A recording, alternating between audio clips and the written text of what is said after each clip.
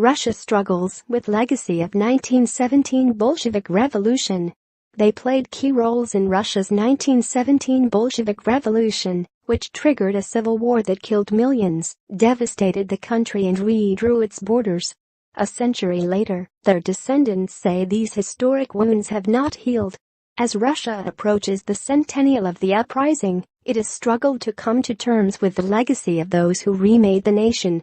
The Kremlin is avoiding any official commemoration of the anniversary on Tuesday, tiptoeing around the event that remains polarizing for many.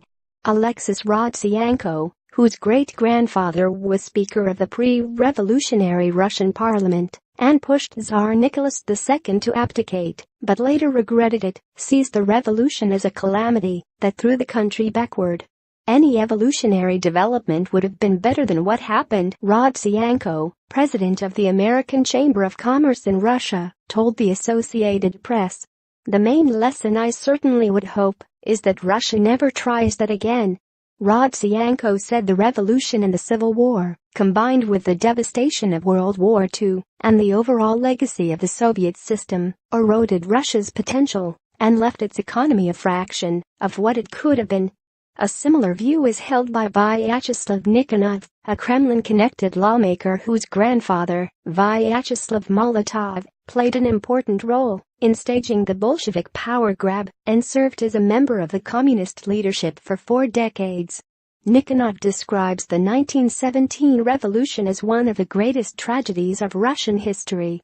The anniversary is a tricky moment for President Vladimir Putin. While he has been critical of revolutionary leader Vladimir Lenin, Putin can't denounce the event that gave birth to the Soviet Union and is still revered by many of his supporters. But the KGB veteran disdains any popular uprisings, and he certainly wouldn't praise the revolution, which destroyed the Russian Empire. Rodzianko believes the befuddled attitude to the anniversary reflects a national trauma that still hurts. It's a sign that people aren't quite over it.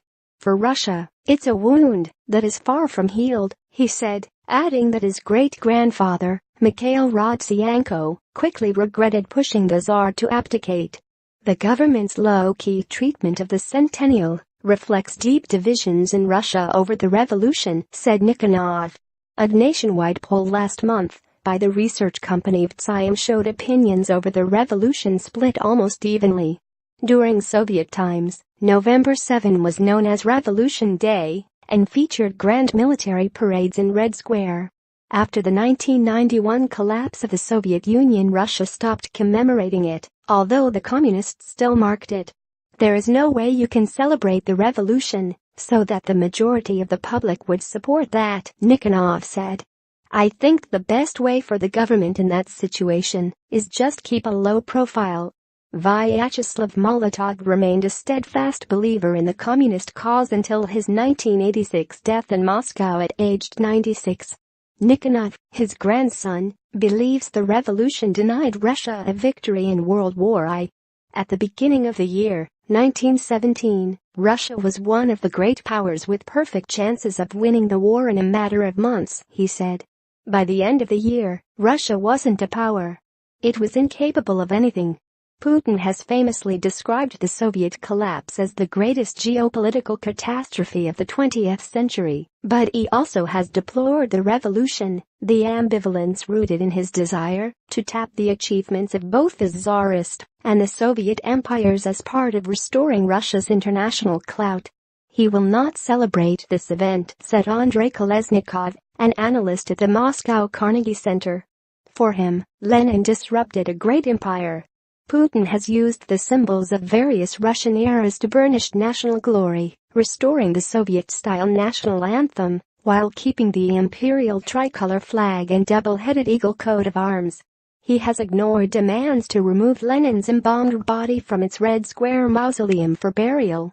But he also has encouraged the steady growth of power of the Russian Orthodox Church and conservative elements.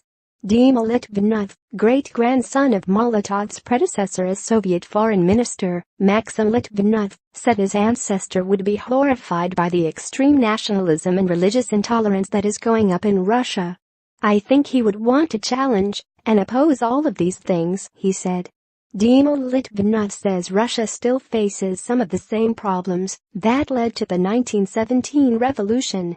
Russia, in a way, hasn't moved on, he said. People feel detached from the ability to affect their fate, and the authorities like it that way. Associated Press writers David Keaton in Stockholm and Kate Apuri in Moscow contributed.